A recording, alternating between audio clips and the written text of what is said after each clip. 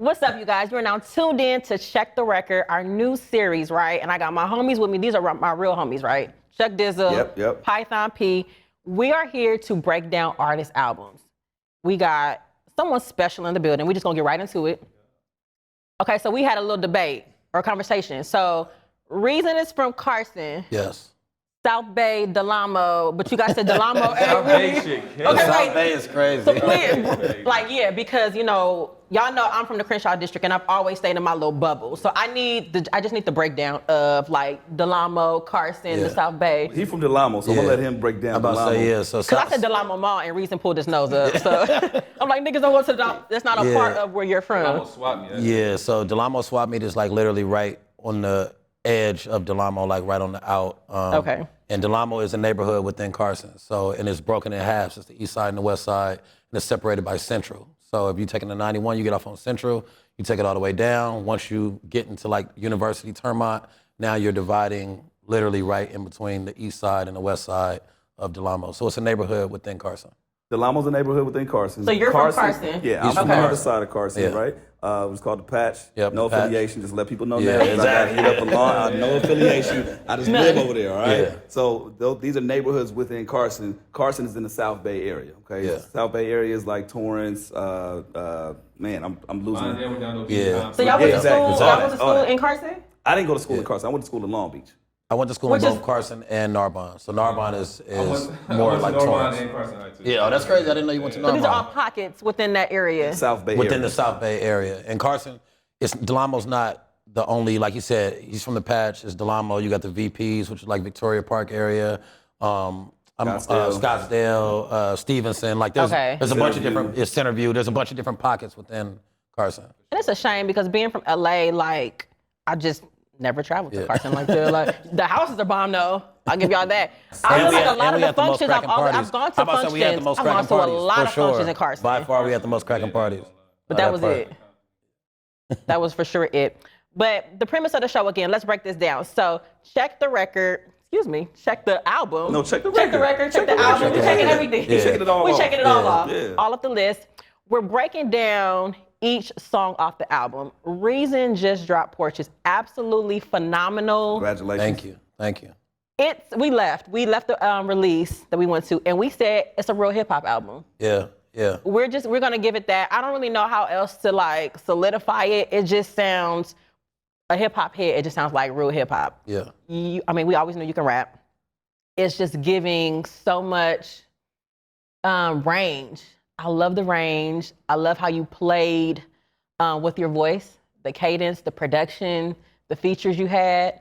It just sounded so good. I left so proud. I heard that shit, I was so proud. I was actually worried that at the listening party that people wouldn't be able to hear it. Then I got drunk and it got That's a whole different situation. it got super crazy. Right, But the amount of people that hit me after that were actually tuned in and listening, like I was super surprised because usually at listening parties people don't because it's a lot going on. Yeah. You know what I mean?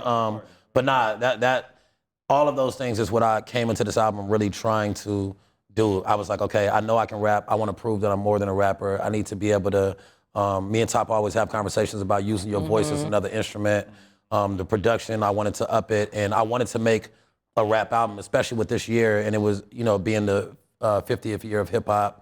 Which crazy, I didn't know hip hop had a birthday. I knew it had a year, but I didn't know it had a birthday. I feel like we've been celebrating 50 years of hip hop for a long ass time. But it's crazy. Porches actually dropped on the birth date of hip hop, which is insane. So that wasn't intentional. It was not intentional. It was not intentional. That's the synergy, so it was crazy, and I feel like it's one of the few full-blown hip hop albums that have dropped this year. You know what I mean? Because we've had a lot of different kind of like sounds that have teetered the line, but there's a few of us. It's me, it's Killer Mike. I don't want to go all the way down the list, but it's only a couple. So I was proud of that once I figured out that it dropped on the 17 songs is a lot of songs. I haven't listened to a 17 song album in years. Yeah, and we don't for the have. record, y'all won't get another one of those out of me. Really? Because it's a lot more work than I thought it was going to be. I'm not gonna lie. Yeah, and just on top of it, at the time we in, I hate saying that because it's like I don't like to conform, but at the same time, I feel like albums can be sweeter if they're a little bit more concise and straight to the punch. Like 11, 12, you think? For me, it's more about time. So it's not even as much about the track. It's just I would like to keep it around anywhere between 38 and 45 minutes. We were just I feel like talking that's about the sweet that. spot. And that's important because Yeah. it's like we all got lives, to be perfectly honest, Exactly. bro. You It's wanna hard get right to listen. it. Like the way I look at it, man, from where I work, from where I go to from home to work, Yeah. it's a good 30, 45 minute drive. Exactly. If I can't play it then, I'm not listening to your album. Exactly. I'm just perfectly honest. Nah, Like, that's real. That's yeah, real. so- Or people, if they're working out for about an 30 minutes, hour, 30 Yep. minutes, you know what I'm saying? Something like that. You want them to be able to get through the whole body of work. At least I do. You know, some artists, it's all about, it's like playlisty albums, but mine, there are always going to be albums where I want you to get through the full thing.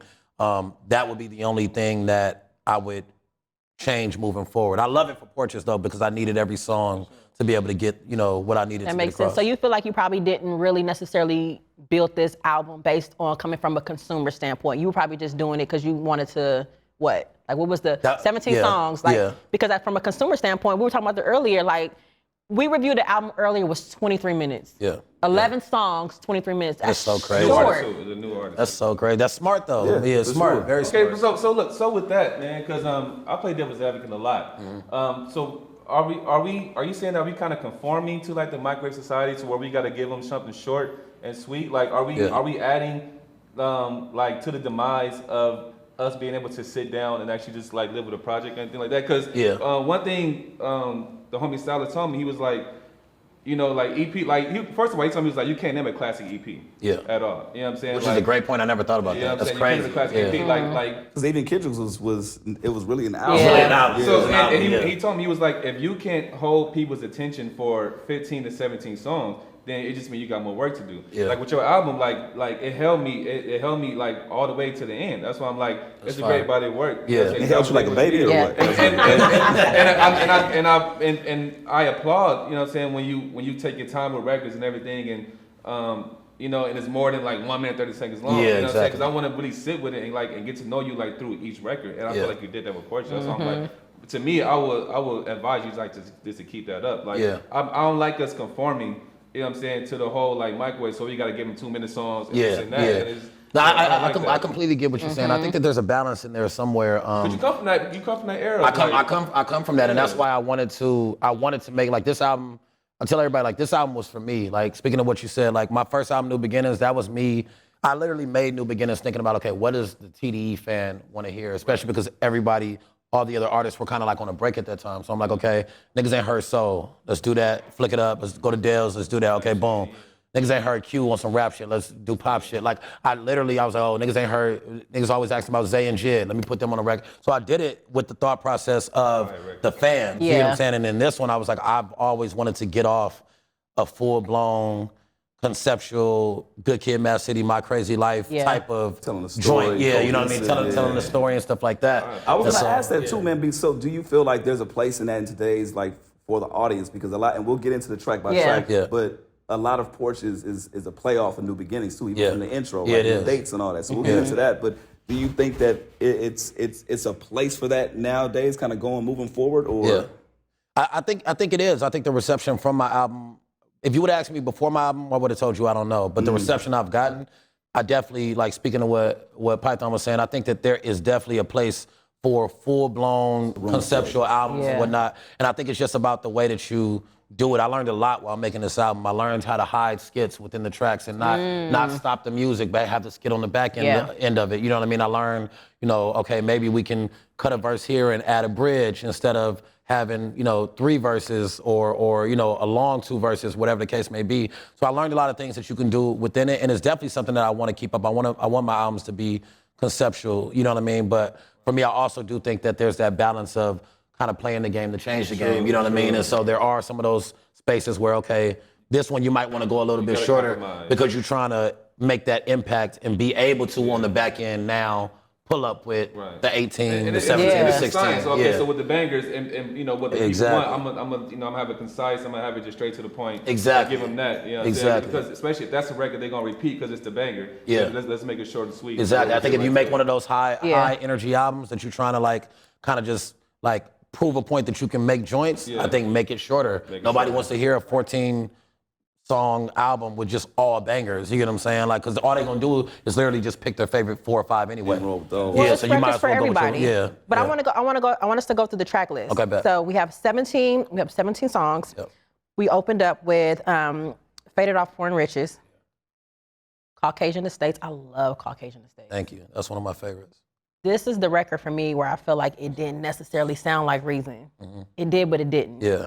It was some pockets in there. I don't know what you were doing with your voice texture or your tone, but it just didn't sound like Reason 100%. It jumping up and down in the studio. Yes. It was like, That's what it was. While I'm recording, and this is where it got re-recording the exciting shit. for me. It started actually on this record. Yeah. It started, and I'm like, okay. And you know, this is when Chuck was catching the vibe. Yeah. You know, you see Chuck? Session, yeah. And then he called me out for When being Chuck square. when Chuck started doing this. I don't drink. And Reason called me out in the middle of his bro, I album felt session. so I caught the bad for that vibe. shit. You square, you ain't drink. I'm like, You was on his head about that? Bro, I was drunk. I was you were drunk, shaded. bro. I was shaded. And I felt so bad. I tweeted him and I texted him. I texted him too because I felt so bad about it. I love catching Chuck catch the vibe. You know what I'm saying? Like, Oh no, Chuck started. He started hip whining. You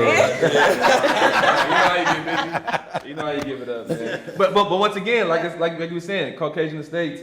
How long is it? 1 minute and 56 seconds. Boom, straight to it. It's just a banger. Exactly. You know what I'm saying? Exactly. In and out. You know what I'm saying? To where it adds a repeat factor to it. Yeah, that part. To it. You know what I'm saying? No, so you got the assignment. You track number 3 is At It Again. Yes. At It Again.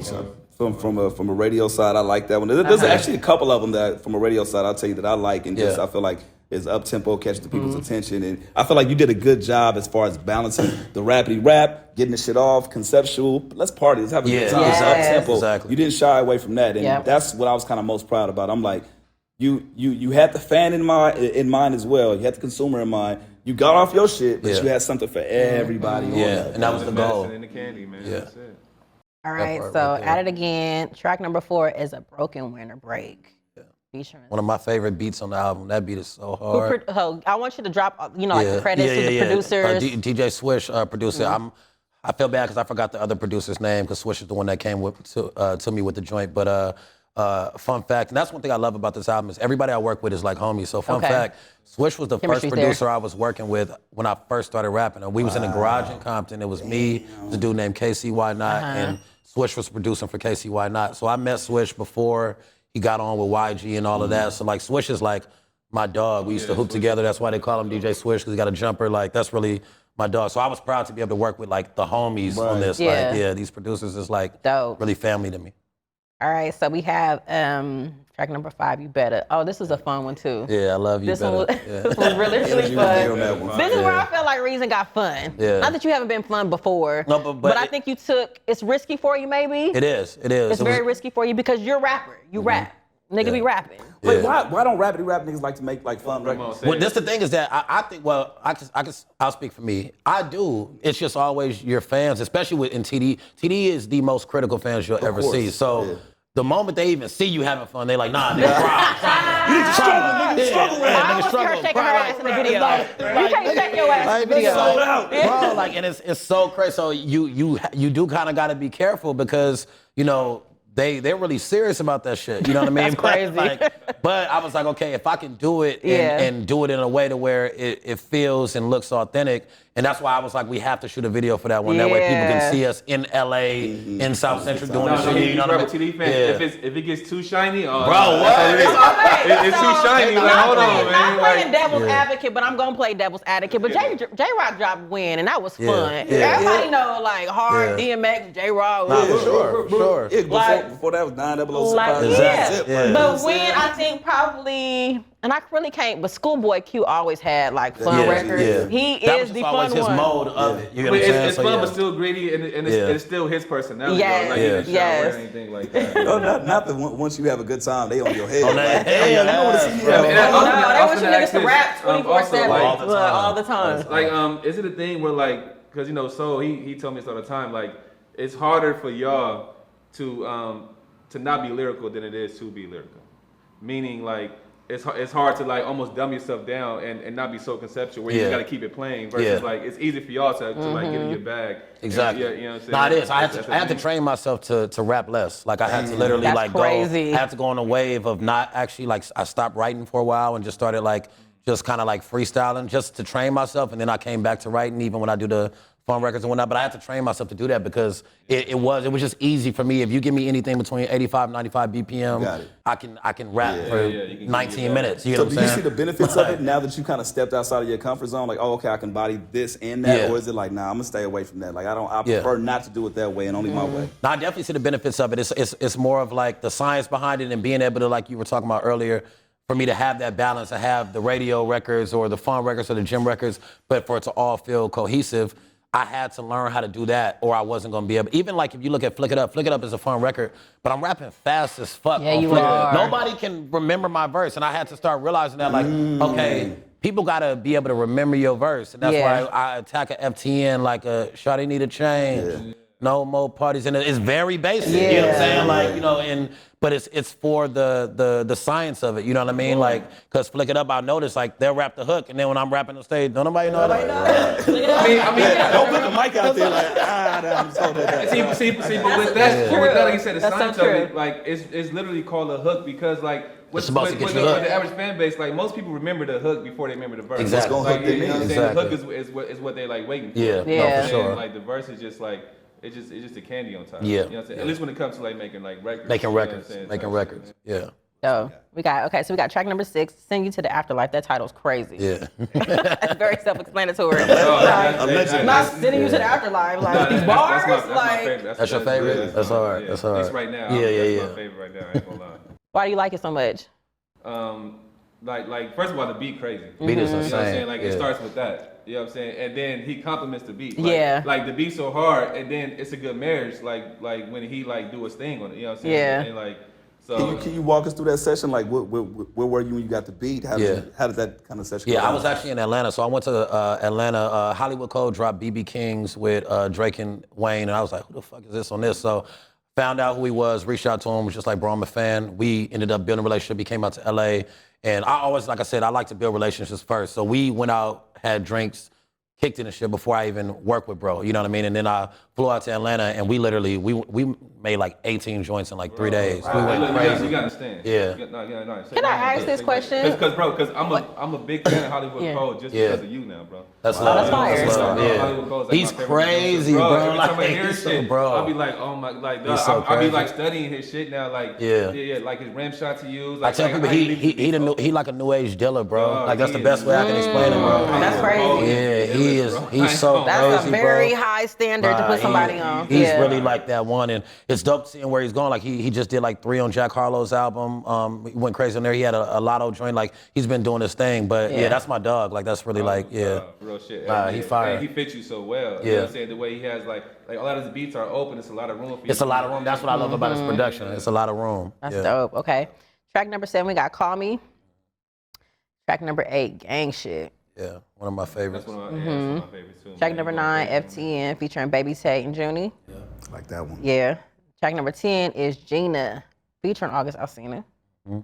Track number 11 is Too Much. It's not featuring August Alsina. So that's the second name of it. So it's like that's why like an it's alternate name. Yeah, it's funny. I don't hear this nigga. Got it. A lot of people tweeting me like, yo, where's August Alsina? Where's he at?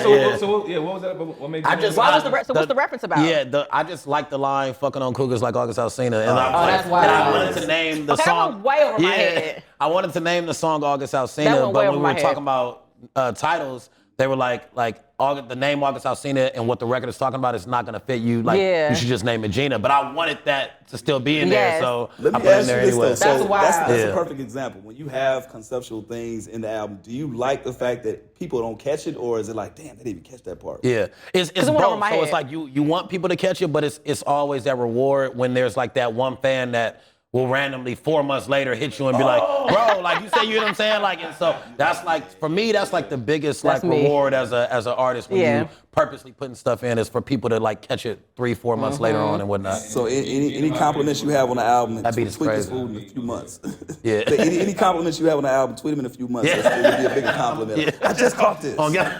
That's me. You see, like, here we are a whole few weeks later and I'm just now catching it. Excuse me for that. So the next one, we got track number 11, Too Much. Yeah.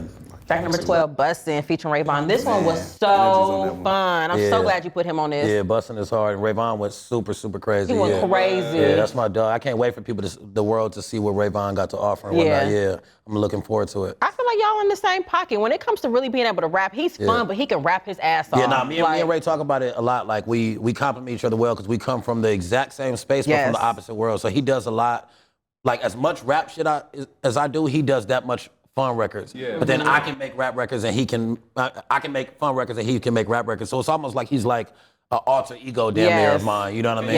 And you can bring him into your world. Exactly. And vice versa. I got to join on his album that's super crazy and it's like, it's fun, it's ratchet, it's hard. So on that one too, in the parentheses it says WP2. WB2. So is that a WB2? Is that a connection to broke? Yes, exactly. That's a connection to a broken winter break. So the little boy that's on the porch I talk about at the end, this is the little boy when he's grown up, and that's why that's his mind. So far love though, nigga ain't got no sense. Bust down the wrist, bust a bitch in. So that's part 2 to a broken winter break. That's why you hear them shooting dice again and everything. Like, and he's saying on the skit, he like, nigga, 10 years later, you still in the same bullshit. He like, it's the part 2. So do you have that in mind ahead of time? Like, okay, when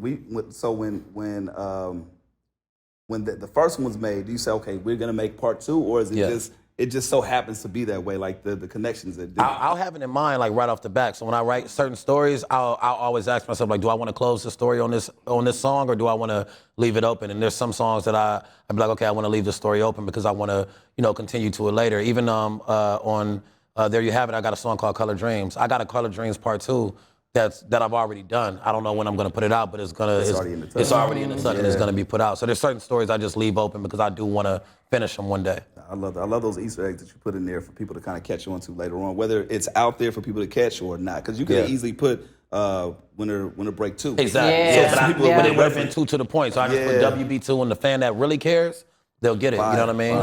So yeah. Oh, okay. 13, Rich Mirages. Yes. 14, I Don't Trust You. Featuring Doechii. Featuring Doechii, Featuring Doechii. Big Doechii. Right. Track number 15, Family First, featuring Kaylin. This is another one that's really, really dope. Yeah. You picked the right features. That's so important to me. Picking the right features, picking the right artists that compliment you. Yeah.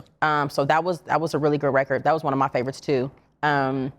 16 is Porch Steps, and this was nice too because I'm not saying that I don't want to say you broke out Dirty Dale, but you gave him a really big opportunity. Yeah. You gave him a really big opportunity. He's super crazy talented. Yes, he is. And it's funny because that song was actually before Family First at first, but he killed the poem so much that I flipped him. I was like, I want your voice to be the last thing they hear before the outro. I don't want nobody. I was like, the poem is so strong, for real. I literally I was like, I'm switching it. Like, I'm putting that right before the outro because I want your voice. That poem to me, like, it gave me chills listening to it because he literally took a conversation that we had and he painted it in such a vivid way as far as just that crab in the bucket mentality and being on the porch and judging somebody else from getting off of their porch, but it's really your insecurity of you wanting to be there, you know what I mean? So he killed that. Absolutely killed that. Shout out to Dirty Dale. He's definitely someone everybody should look out for. Once I tell people all the time, like, he's a superstar. Yeah. Once he gets through, like, it's gonna be no stopping him. He's a character. He's like, that's what I'm saying. It's not just a rap. He got all that shit embodied into one. And the last song is Poster Child. Poster Child, yeah. So again, sonically, I can't explain. I can't continue to say this enough. Like, it is a hip hop album. It's refreshing for me because I listen to hip hop. I listen to real hip hop. I listen to hardcore hip hop. I listen to and my introduction to rap was East Coast music. To me, that's like the mecca of hip hop. Like, I'm listening to early LL. I'm listening to Tribe Called Quest. Biggie's my favorite rapper. Then there's Jay-Z. Those are my two favorite lyricists of all time. East Coast ain't got love for Dr. Dre, Snoop Dogg, and Death Row Records. I don't know about all that. Khrissy ain't got no love. I'm saying, that conversation. Khrissy ain't got no love. I'm just saying, I grew up on rap. I listen to rap. People be listening to the shit I listen to. They be like, well, are you a girl? I'm like, I love rap. Yeah. So that's why I like Reason. Reason raps. Reason makes really great rap songs. He made a rap album. I can appreciate that because it was refreshing for me. I haven't heard a rap album in a long time. Yeah, not same. I feel like we're so oversaturated with music and I can't consume it enough. The shit is just, and I'm an auntie, it's just too fast for me sometimes. Like, it hit me and I be like, what is that? I can't consume it like that. Yeah. I just can't. So listening to it at the release, I was so proud. It just sounds so good. I love this project for you. How do you overall rate it? Do you feel like there were some songs that you felt like you didn't necessarily want on this, but made it? Like, how do you feel like, are you 100% proud of it? I am. I'm 100% proud. My rule with this album was literally, I talked to my brother about this. I was like, if there's no song on this album that wasn't my favorite song for a portion of my life after I made it. So my rule was like, if I make the song in the studio, if I'm not listening to it nonstop for 2 weeks straight, then it doesn't have a place in the album pool. So I had about 25 songs that fit the album pool of that, and then we just started shaving it down. You know what I mean? And I'm 100% proud. Like New Beginners, there were certain records where I was like, I didn't really want that on there, but I put it on there anyway. There's no record, there's no verse, there's no nothing on here that I didn't full-blown want on this album. You know what I mean? So that's why it was probably the one album that, the project that I came into with the most confidence. Like I really felt like when it dropped, people were gonna connect with it, and it's shown from the reviews I've gotten. Well, a few things before we close out. I do wanna make sure that, I want to note a few things. One, I love the connection that you have from New Beginnings to Porches, right? From the dates and making sure things are opening up. Like, I feel like that's important for the fans that may not be familiar. It makes them want to go back and be like, oh, exactly. I get this. What's going on? The fans that connected, they're like, okay, he's got something for me on there, right? And then also with the opening track, it's like you explain what Porches means, right? And I know you've been doing your media run and you explain and break it down for the people, but I feel like it's pretty much self-explanatory when you listen to it from track one, and people get an idea of like, okay, this is what I'm listening to. I feel like another thing, and I said this about the release party, you do a good job as far as putting the light on other artists and other people in general. I agree. From the producers to the different artists that's on there, the guy that mixed the album.